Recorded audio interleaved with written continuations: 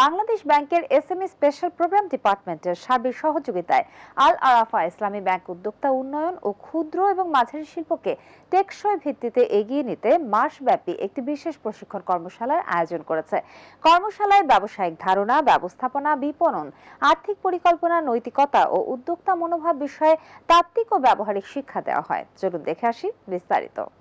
আল Arafa Islami bank উদ্যোক্তা উন্নয়ন ও ক্ষুদ্র মাঝারি শিল্পকে এসএমই টেকসই ভিত্তিতে এগিয়ে নিতে মাসব্যাপী একটি বিশেষ প্রশিক্ষণ কর্মশালার আয়োজন করেছে। অর্থ মন্ত্রণালয়ের অধীন SICIP প্রকল্প এবং বাংলাদেশ ব্যাংকের SME special program department SMESPD এর সার্বিক সহযোগিতায় এই কর্মশালাটি বাংলাদেশ পল্লী উন্নয়ন একাডেমিতে অনুষ্ঠিত হচ্ছে।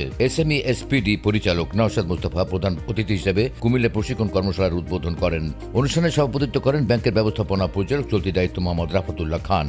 এ সময় বাংলাদেশ ব্যাংকের যুগ্ম মহাপরিচালক মোহাম্মদ আইয়ুব আলী, বার্ড পরিচালক আব্দুল আল মামুন, আল আরাফা ইসলামী ব্যাংক ট্রেনিং ইনস্টিটিউটের principal Mohammad Abdur Rahim Duari, course coordinator Saif Mohammad Zulkar Nain এবং ঊর্ধ্বতন কর্মকর্তাবৃন্দ কর্মশালায় উপস্থিত ছিলেন।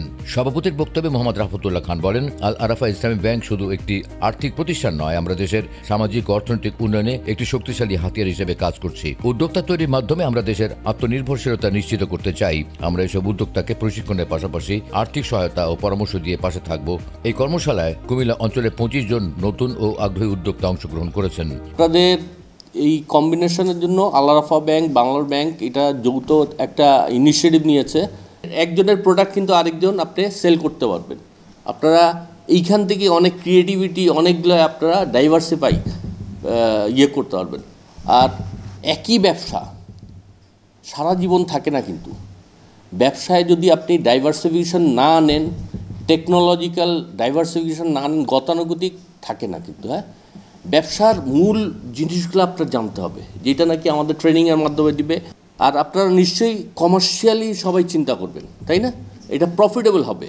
তো প্রফিটেবল আপনি যদি না বুঝেন, এটা এন্ড অফ দি ডে আপনি যদি প্রফিট না হয়, আপনি ওই ব্যবসায় থাকবেন, আপনার ইকুইটি নেগেটিভ হয়ে যাবে। ক্যাপিটাল সবসময়, নিজস্ব ইকুইটি সবসময় কস্টলি হয়, এটা আপনারা জেনে রাখেন। তো কস্টলি হলে কি, এই ক্যাপিটালটা আপনার সবসময় কন্টিনজেন্ট ফান্ড হিসাবে রাখতে হবে।